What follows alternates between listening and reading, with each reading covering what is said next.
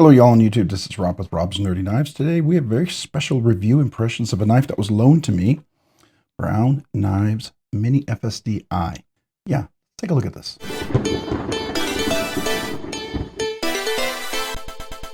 All right, today we're looking at the Mini FSDi. This is a knife loaned to me by an awesome subscriber out there. Really beautiful knife. This is Brown Knives, a design that he has made. As you've already seen, my Cortex XL that I have is another design of his. Very similar in some ways, but very different. This is a bulkier, a little different knife. Now this is the I stands for the liner lock here. And this liner lock has really wonderful engagements, 10-15%, but it's in there solid. I love the access to it. This is titanium scales, handles, beautiful milling pattern, very unique in the sense it's almost like a, I don't know if you want to call it a stone washed or, I don't know, that's not acid washed, but it's like a, I don't know what you call this right here because it's smooth. But yet he polishes the diamonds, the texture off, so you can see that reflection on top of the gray dull below version. That's got a little traction to it. Beautiful pivot there as well. And then he did anodized the back spacer, the clip, and the pivots, at least the back part of the pivot, and the little screw, but it's a purple. It's a purple anodization, which is a blue purple, which is really, really nice. Beautiful weight relief on the inside of these titanium scales. As you notice here, the clip has hidden hardware on the inside. It is a liner lock, and it is an inset liner lock right in here. You can see it's in the scale itself, inset, screwed in. So very, very good. Captive pivot, which again, really nice. And I love that finish off the top. That's just really a brilliant way to do that. Beautiful hollow grind, Magnacut right here. Comes down to a nice thick edge, but good pointy pokey tip to getting into dog food, cat food, fertilizer, mulch, whatever you need to get into. Now, yeah, some of you guys may go, oh, I'm never going to do that. I hear you. I hear you. It may not be a knife that you might actually do something like that with, but it may also be a knife that you could potentially, you could carry, right? Now, for some people, they'll carry a knife like this, no problem. They'll carry it, they'll use it. It might be within their realm of, oops, sorry, I'm moving some stuff over here, trying to get out of the way. They might carry it and use it as a light carry, like a gentleman's carry, going to church on a date, something like that. So other people who have much nicer knives than I do, I know it came off maybe another knife that I was reviewing earlier, but this might be, an inexpensive carry for them. It's all relative, right, to your collection. And then this might be a safe queen for some of you guys who may never carry this. It will always be in the box. So let's talk about it. Knife designer is Craig Brown from Brown Knives. He's the one who did design the knife. The knife name on this one is the Mini FSDi. They did come out with an FSD, then they came out with a Mini FSD, and then a Mini FSDi. The Mini FSD, I believe it's Mini FSD. I don't know exactly. I'm not a super historian when it comes to Brown Knives, so forgive me if I'm wrong here. Feel free to correct me in the comments, right? But I know the one had a button. It was a unique implementation of his button lock, which was really cool.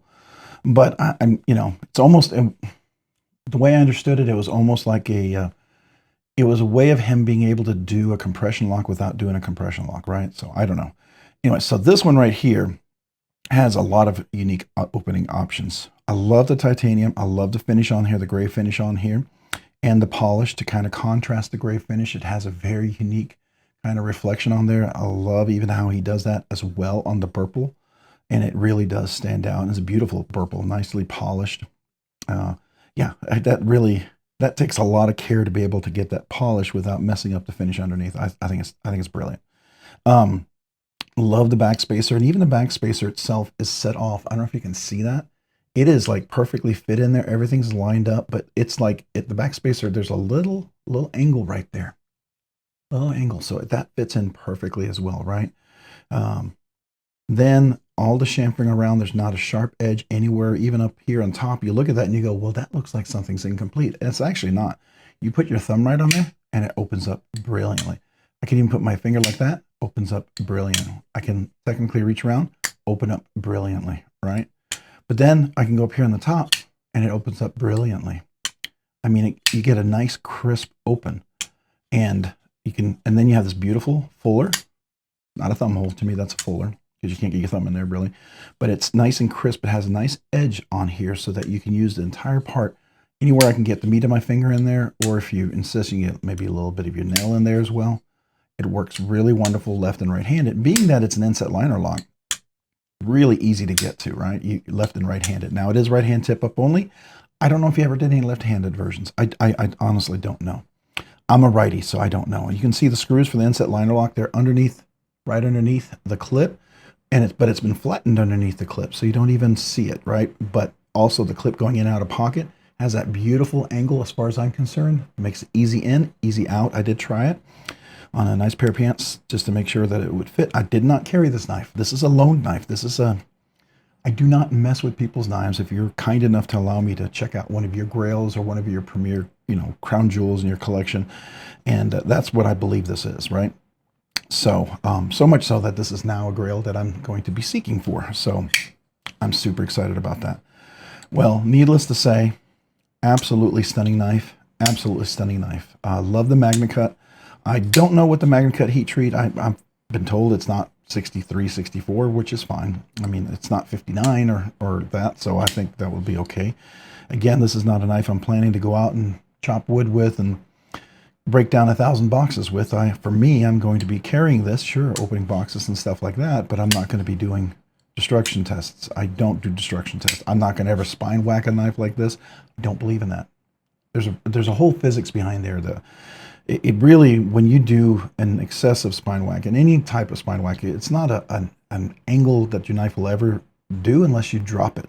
You drop it from a high distance and it hits it just perfectly.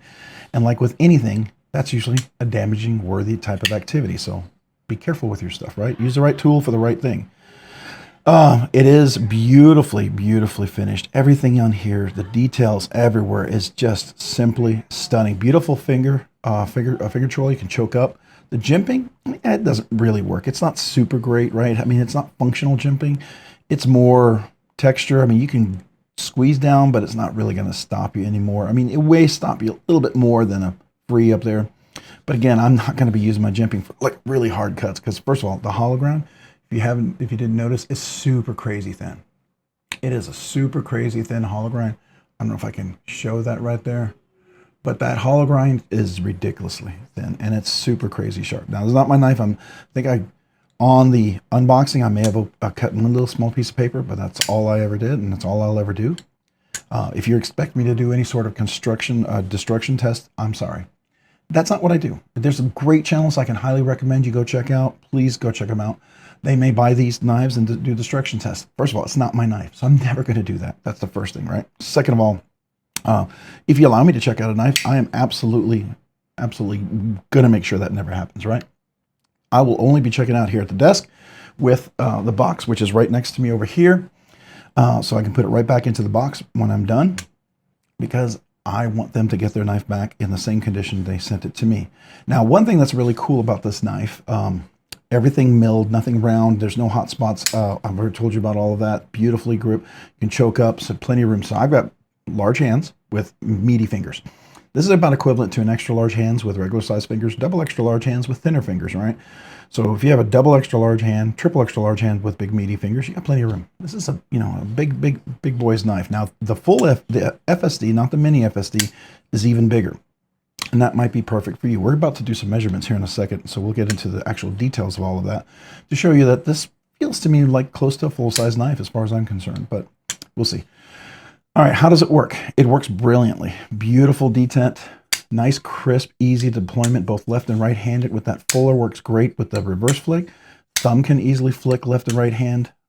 You just got to learn how to get your meat of your finger in there. If you don't know how to do this, either you don't have enough meat of your finger that can get in there, or your calluses are so thick that they're pretty much titanium plates on your finger, and you have no way to grip anything. And for you, I feel bad because you probably don't feel a whole lot of things, and you probably carry raw iron, hot coals with your hands and regularly to move fires and stuff. But I'm not that person, right? I'm not a carpenter either, right? But I do have scales, but I think even with scales and things like that, calluses, I'm talking about, I have calluses, not scales. I'm not a dragon or a lizard. That sounded weird. Don't think I'm a dragon or a lizard. I'm not. I mean, I'm a nerd, but I'm not that much of a nerd, right? Anyways, But I do have calluses where, you know, even that I can get in there just fine. Like when I play the guitar, I get calluses and fingertips, right? I have no problem getting my meat of my finger in there. Not a problem whatsoever, right? Matter of fact, I could even do, let's see if I did it before. I can do a little ring finger reverse flick. I think I could do, can I do it if I hold it right? Yeah, you can do the forefinger flick on this one. It's just really brilliant. It's not super sharp. It's not uncomfortable. It's not like super edgy. It's not going to scrape my nail or anything like that. But it is got just perfect traction to get in there, and you just got perfect grip. So opening and closing is brilliant. And then after you open it, the drop, I can drop right there with that choil, finger choil. It's never going to cut into my hand, which to me is brilliant. And then the close is absolutely stunning. Now, when I first opened it, I was like, I didn't want to say it, but it felt like skiffs were in here. And I thought, man, the action is really brilliant, because I know typically Brown Knives uses Del ring bearings, which are fine. But after a while, because it's resin, it does break down from wear and heat and stuff like that if you do a lot of fidgeting. I'm not a fan of those. I like skiffs personally. I've always liked skiffs because I always feel like you get a little custom knife fairy dust on top of your knife, you know, like skiff made blades, which is my ultimate cornerstone in my collection piece. I have a fugitive. The action is ridiculous. My Brown Knife Cortex is right behind it, right? So they're both phenomenal. But this felt like that. And I was like, oh, man, well, maybe I'm wrong. Well, it turns out I didn't know. He had actually put skiffs in there already. And when he said, look inside the box, and I'm like, sure enough, he'd put skiffs in there. And I was like, oh, okay, because I was like, man, this feels like a knife that, you know, doesn't need skiffs. Well, that's because it already has skiffs. But, you know, does it need skiffs? No. Do you have to go by? No. If you're a person that never wants to take a knife apart, don't do it. Don't do it. If you're not comfortable with it, don't do it, right? You don't have to, right? But if you're okay with it, I definitely recommend it. I can tell you, like Anzo, the designer from Denmark, he recently announced his newest knife, the Tokyo or whatever it is. I'm probably saying it wrong, but he's going to be doing pre-orders, I think November 10th for. He's going to be using skiffs. And I talked to Steve, and he ordered a bunch of skiffs. So he's definitely going to be using them. I mean, he's a big fan of them, which I'm a big fan of too. And I would definitely recommend anyone to check him out, because I just feel like it makes your knife that much better. It really does. It made my Koenig Arius better. It made my Brown Knives better. It made my Olamic Custom better. It made my Holt Blade Works better. It made all my Trevor Burgers better, the Trevor Burgers that didn't have skiff, because Trevor Burger started carrying skiffs. It made my Uldanov, the Russian knife, better. I didn't have to worry about it in my Rob Johnson, because it already comes with skiff, and there's several other people that already use skiffs, right? So, you know, that's just kind of a, you know, there's a reason why it's out there and used so well. Again, do you have to have it? No, you don't. And I mean, they are more expensive. There's no doubt. They add cost. I totally agree with that. But I think it's a worthwhile cost when you get into this premium type of knife category. I think it really is worthwhile. And it really does almost always. I've yet to find where it doesn't benefit. I may have one or two knives over the time where either I didn't use enough and I didn't see the benefit, but I ended up putting skiffs if I had the knife in my collection long enough. So just keep that in mind. Beautiful knife though. Love this design. Opening, closing is great. The blade shape, the hollow grind is beautiful. I love the drop point. I love it almost feels like a swedge, but it's not really because of the fuller, but that hollow grind, super sharp, super edgy. Love the tip. Everything about it is just really, really, really fantastic. Oh, and there's a bonus flick right there. You see this little part right here? I can actually flip it open right there. Get my finger in there, and it's like a little cutaway. I don't know if it's intentional, but you can flip it. I know a lot of people who own these apparently know that. I just discovered it, and I said, hey, that looks like I could reach it. Can I get in there? Sure enough, you can. So you technically do a flipper. You can do a top flip, right? You can do a front flip. Oops, I'm trying to do it gently. You can do around the top flip like this, right? You can do a fuller reverse flick. You can do a thumb flick, forward. Oh, let me do it again. Forward. I'm trying to do it too fast. Forward flick, right? And then you can do a slow roll. So if you like to do a slow roll, you can absolutely do that. And you can do all of this left-handed as well, which I like. And this texture is really great because a lot of times you get the clip because you don't have any texture. Your finger slides all over the place. This is really nice. I can absolutely grip this. I'm sorry. Left-handed and work it completely left-handed. I don't feel like I have to do a little extra jerk to get that up, right? I mean, if I do, it's out of habit, but I can actually do the knuckle flip here as well. Knuckle top flip here as well. All that works just so brilliantly, so brilliantly. So open and close, everything's great. Obviously, this is going to be a collection, a grill knife for me now. I'm going to be looking to acquire it. Gonna be straight up about it. So you just understand where it stands. Let's do our measurements here. All right. All right, so I've got a little dust on there. So let's see, what does this guy weigh? I mean, it's not a light knife. I'm going to guess over 5 ounces probably. 4 ounces. No, it feels solid, but it's not heavy. It doesn't feel imbalanced or anything, but it's 4 ounces. That's really surprising. It feels more robust than that. I mean, it feels like it should be heavier. Let's see, where's the center on this one? It's right back here, so your center's here. Maybe that's why it feels a little heavier, because it's not, you know, you can feel the weight back there when it kind of torques a little bit, but your center's right there. And that's interesting about the Cortex. The Cortex is a much skinnier handle, so if you didn't like the Cortex because it felt too thin, you might like the Mini FSD. It feels more robust. I actually like both a lot. I really do. I like the Cortex a lot, and I like the Mini FSD. I mean, it's just, yeah, brilliant, brilliant, brilliant, brilliant. And it's funny, they call this the Mini FSD, and then they call this the Cortex. And if you notice, they're about the same size, right? There's my Cortex, about the same size as that. You know, got the same beautiful action, right? But this is the Mini FSD. All right, so let's do our measurements. Where's my ruler here? All right, so we know 4 ounces. Let's see, what are we overall? Going from the tip to the back, just under 8 ounces. It looks like it's right at 7 7/8, maybe just a hair under 7 7/8. I go from the very tip, yeah, 7 7/8. All right, so the handle, if you grip from right here, you've got about 4 inches. If you do the finger choil, which is perfectly set up to do so, you got almost 5 inches, 4 3/4. So plenty of room for your hands, right? Overall blade length from the tip to the back, just under 3.5 inches. I'm going to say 6/18, 16ths, maybe 5/16. No, wait, 16ths. That would be 8. So 7/16. Yeah, maybe 3 7/16, right? And then let's do from the very tip to there. We're looking, it's right over 3, so I'm going to say 3 1/16. So 3 1/16, just over 3 inches, right? All right, let's do the blade stock thickness. Now, to get in there, yeah, I can get in there just fine. All right, so here's my caliber. This is the Mito Toyo, which is a Japanese caliber. It's usually pretty basic in a lot of manufacturing, high-end manufacturing. This is a standard tool a lot of people have, right? So, all right, so let's go ahead and measure that blade stock thickness. We're dealing with 146 thousandths of an inch. I'm going to see if I can balance this. Yeah, let's see. What are we dealing with out here? This is where the very, very tip is right here. So it's 109 thousandths of an inch. And back here, we're about the same. 149 thousandths of an inch. And right here, where it seems to start to taper, yeah. So about 149 thousandths of an inch. That's what we're dealing with. So it's a pretty robust blade stock. Seems really thick, but the beautiful thin grind makes this, the hollow grind really makes this a beautiful slicer. It really just seems absolutely stunning. So that's the measurements there. We've got the weight, the length, and the blade stock thickness. All right, so what is this? Is this a budget knife or a super budget knife? Absolutely not. Is it a regular knife? My regular knives, budget knives for me are anything under $100. Super budget knives are anything under $50. High end, a regular knife is between $100 and $300, and so it's not that. A high end knife for me is between $300 and $600. It's not that. And then you have custom mid-tech knife. This is, to me, I consider this a custom. Some people can tell you this is mid-tech because they use machining, and that's fine. If that's you can call that what you want. As far as I'm concerned, to me, custom is where it's not a production.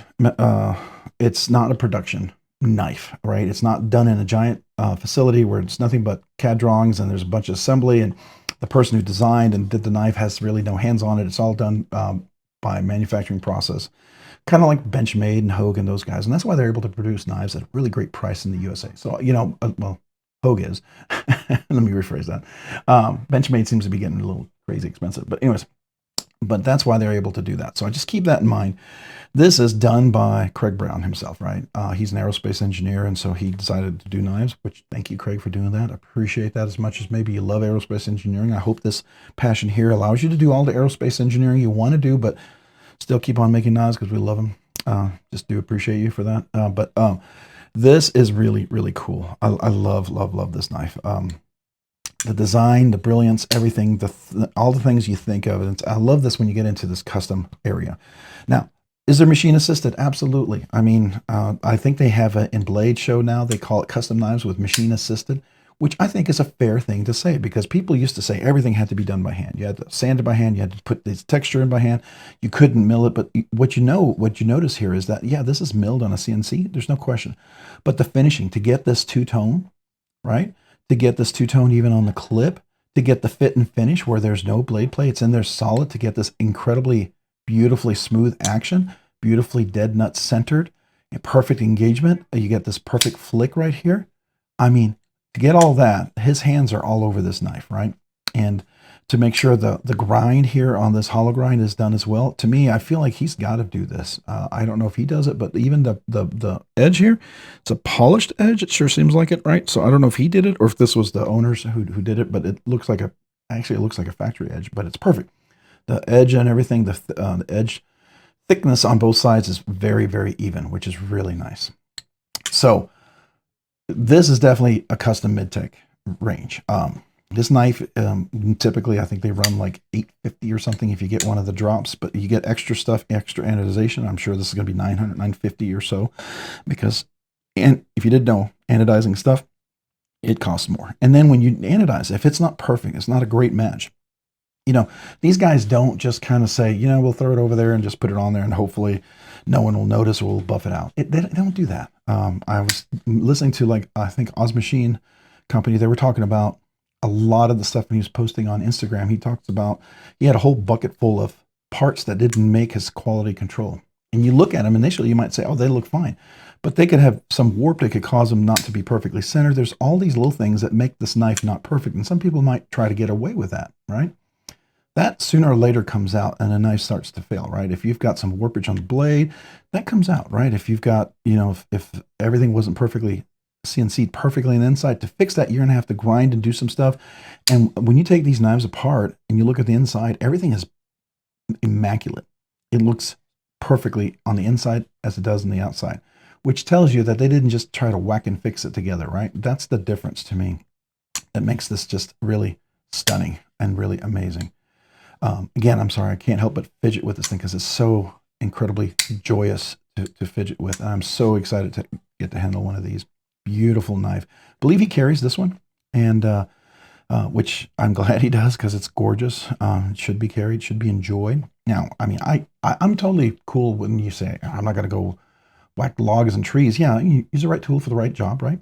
But this is definitely mid-tech custom to me. I have no questions about that. So I don't have a range above that yet. Maybe I need to have one, I guess. But custom mid-tech to me is like anything over $600. That range may change over time with inflation, right? I don't know. Right now, $600 is where I start to see that. Even McNees, you get into the higher end McNees, you know, stuff with the milling and stuff that he does. His start over $600 for those, right? Can I get a basic McNees without anything on it for under $600? Yeah, you can. Right now, you can get just under $600, sure.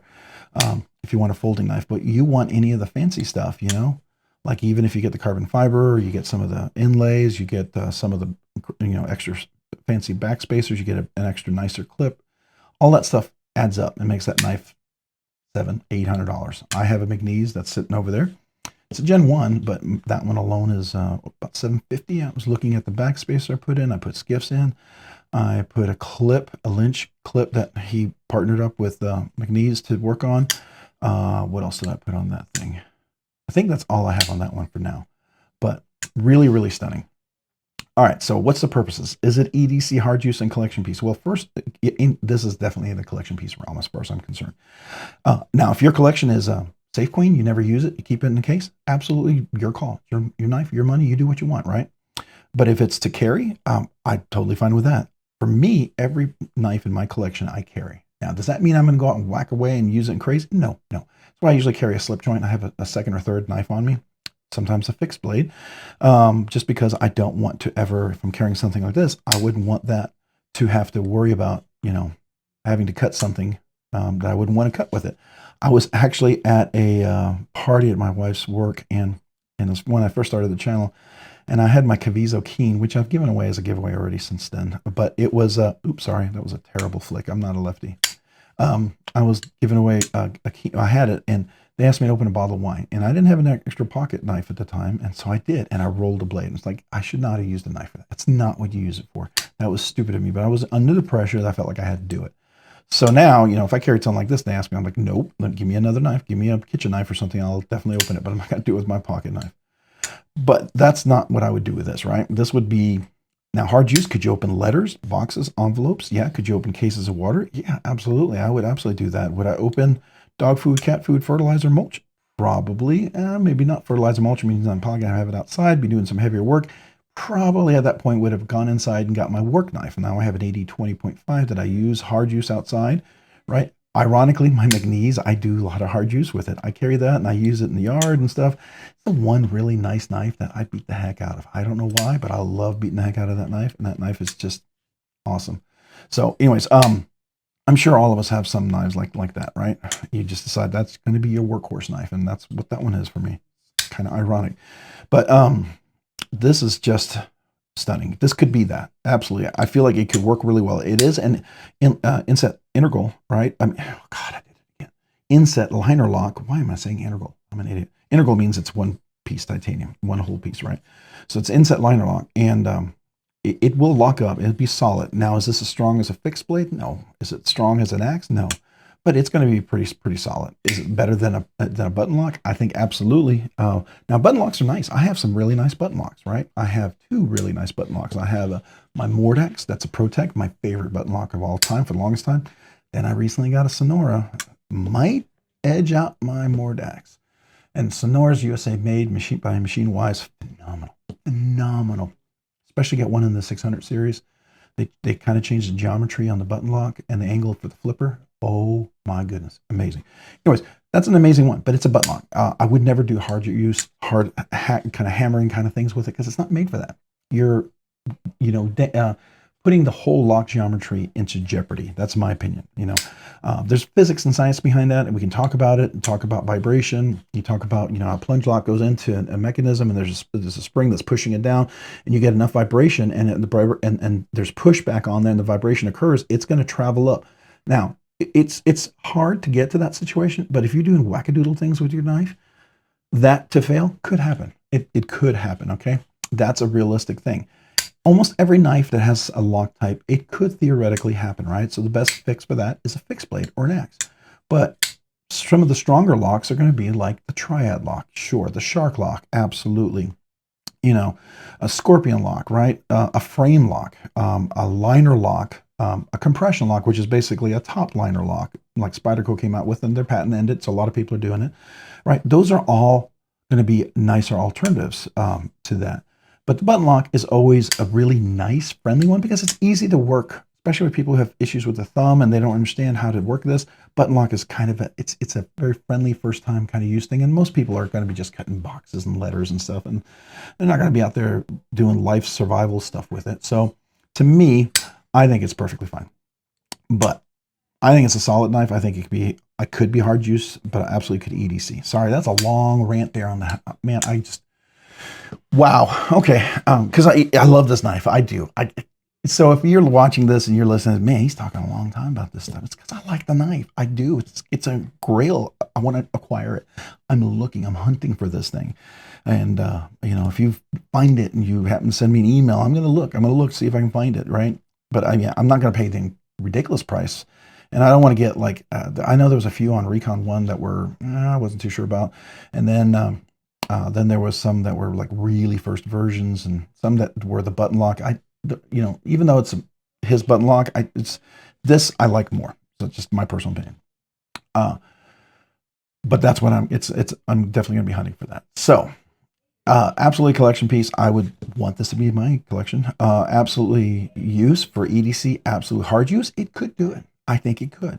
For what you can hard lock a liner lock with, right? Again, right tool for the right job. You can absolutely liner lock. You can actually hard use a liner lock. So, I mean, I think it'd be fine. Now, ergos and feel on this knife. How about the handles? The handles are ridiculously wonderful, beautifully designed, ergonomics, got a great grip. You've got, you know, you're not going to feel like you're going to drop. It doesn't necessarily have a finger guard like some fixed blades do, but it's enough of a cut that you're going to feel a good grip. The texture is fantastic because it gives you grip. You're not going to drop it, slip it through your hands. That is always a concern on some of the smoother knives. That's why the really fancy Damascus ones that are polished, they're cool looking, and they're absolutely probably collection pieces for people to have in their collection, probably displayed and stuff, but they're going to be hard to carry and they're slippery, and I don't like carrying knives like that.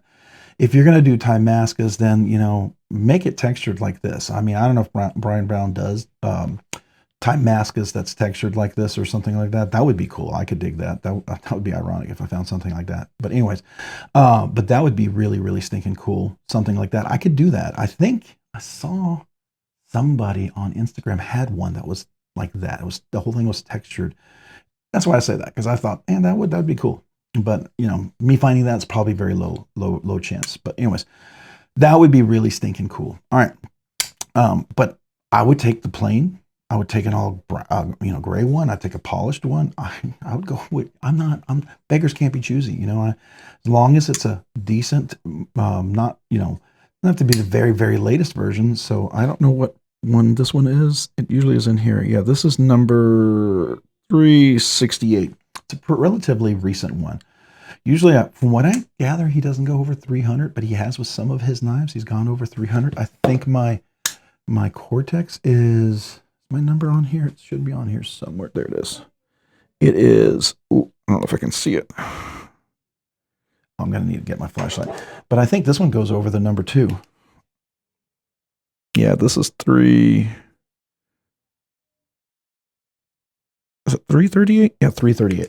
So he's over 300 on this one too. That's what I heard he did with the FSD. But these are great designs. I'm glad he's still making them. I'm really thankful that he didn't stop and just decided to do some new ones, because these are, need a few more of these out in the wild. You know, I mean, I hope Craig decides to at least do 1,000 of these minimally, so other people can enjoy these, because they're something special.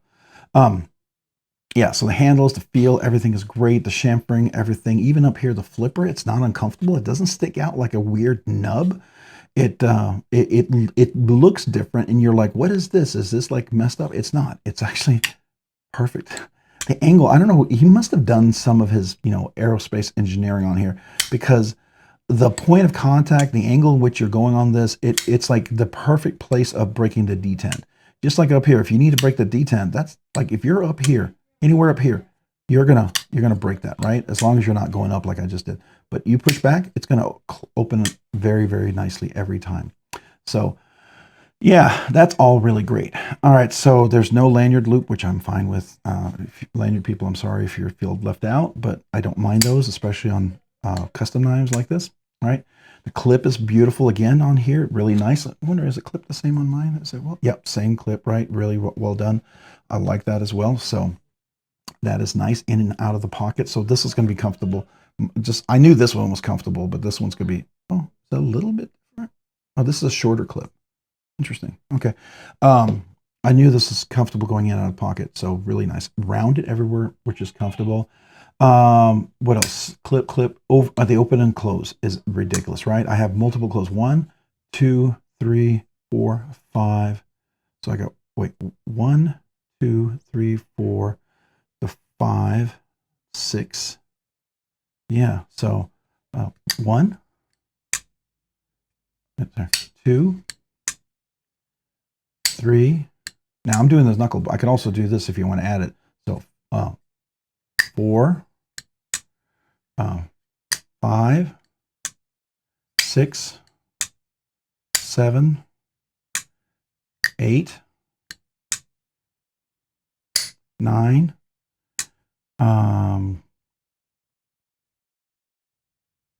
So I've got 9 just from here alone. 9 opening and closings. That's crazy. All right, so just, yeah, you know it's going to do well when we get down to the fidget factor scale and the fidgety goodness. Yeah, everyone, if you've watched my reviews before, you know where we're going to go with this one. But overall, feels phenomenal, especially with the skiffs in there. It's just ridiculously beautiful. I'm sure it's great with the Delrin ones, and some of you guys, you know, it's fine. I have, once in a while, I've seen people had issues with skiffs, and I will tell you, I did. Now that I think about it, there was one knife I put skiffs in, and it didn't feel different, and I took them out, kept them in, and kept using the knife. Then after a while, I thought, man, it just doesn't feel as nice as it should. So I put new skiffs in there, and I wonder if it was the skiffs, because once in a while, I mean, Steve Skiff, you gotta be fair. He has done hundreds of thousands, if not millions, of his cage bearings. So many. And if you know anything about tolerances and, you know, quality control, every once in a while something misses it. Something makes a mistake. It happens, right? I knew one person who had one pair of skiffs and it wasn't polished, and I'm like, reach out to him. He'll replace those, and he did. He'll take care of you, right?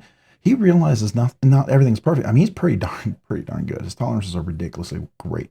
But I put it back in, and it did make a difference. It was interesting how at first it didn't, and I think it can happen. You could have, theoretically, a bad set of skiffs. It could happen. But I will tell you, if you do, reach out to him. Let him know. I mean, he wants every set of skiffs to be phenomenal, and everyone that I've had has been. And I don't know if I put those skiffs in another knife, that probably it made a huge difference.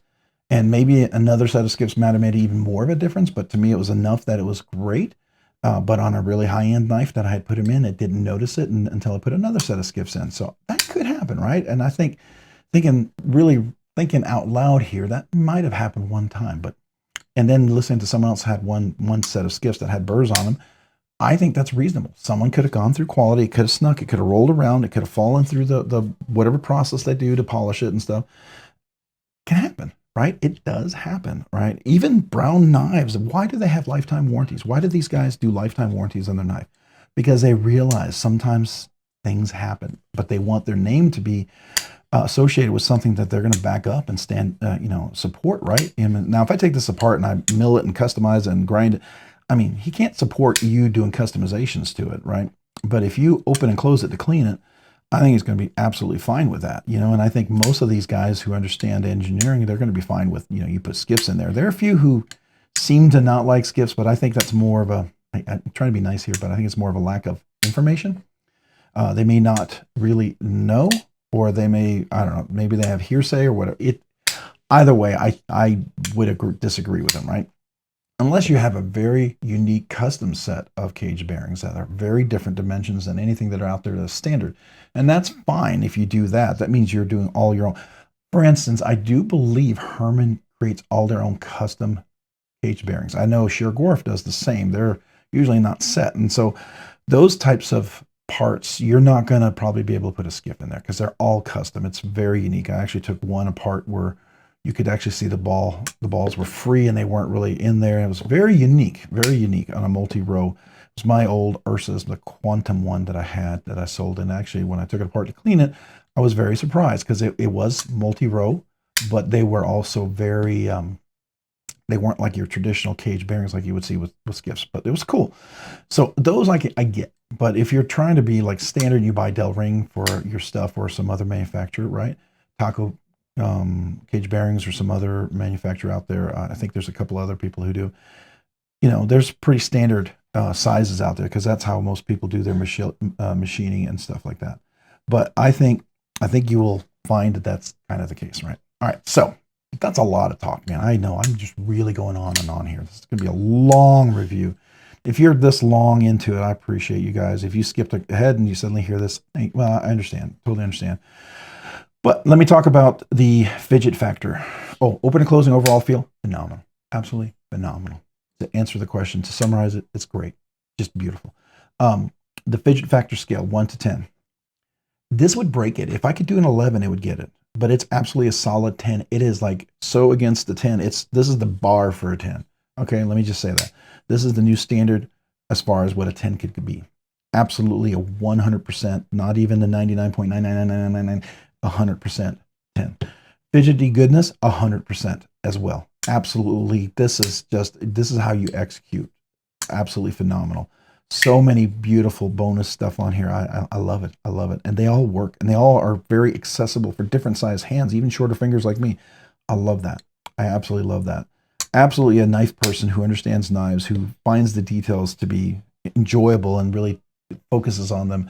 You can absolutely tell, and just love what Craig Brown is doing. I'm so appreciative. Overall, final thoughts. Is it recommended? If you didn't know by now, if you didn't catch the hint, absolutely 100% recommended. If you can get one, get one. Get it into your grill. If it's a grill knife, get it. If it's just for you, abuser, user, well, that's fine. I know some of you guys have 10, 20, 30 of these.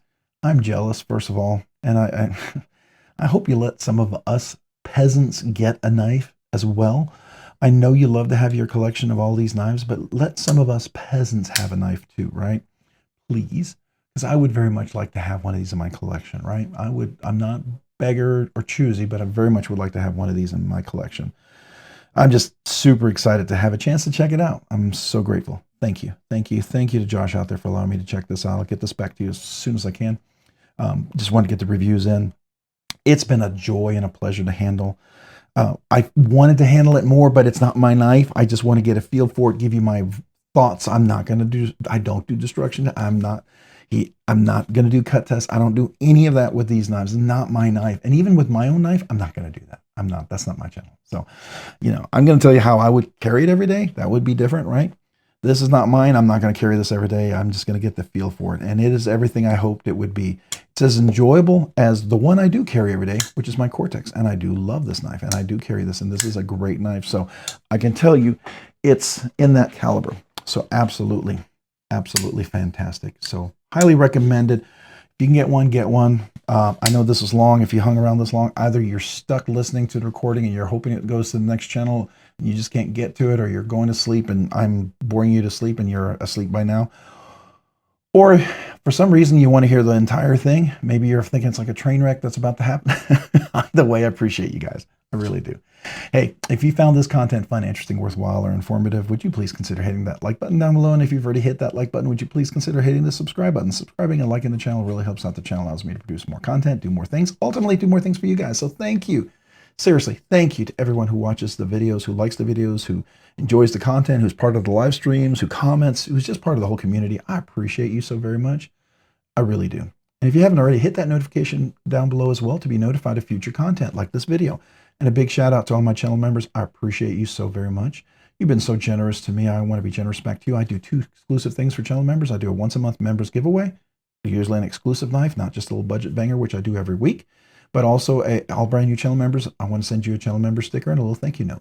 So email me with your name and address. And if you've been a channel member before and you became a channel member now and currently a channel member, or you've been a channel member all along and you're currently a channel member now and you've never asked for a channel member sticker, email me too. I'd love to mail you a channel member sticker as well. It's my small way to say thank you, back to you. But that once a month members giveaway, keep an eye out for that. That's absolutely, I want to make sure it's worth your while. And the channel members, you guys, you really do. You encourage me times when I don't do this full time. And if it wasn't for you guys, sometimes I might not have done it. I might have quit. I got to be straight up with you. And it wasn't for you guys encouraging me, because I love doing this, but it's like going into the gym. You have somebody that encourages you and keeps you going. That's what you guys are. You're like my gym buddy, and you encourage me. So thank you. Thank you so much to every one of you guys. If you haven't already, also check me out over on Instagram at Robs_nerdy_knives. Again, that's on Instagram at Robs_nerdy_knives. Thanks so much for watching today. Have a great day and a great week. Bye.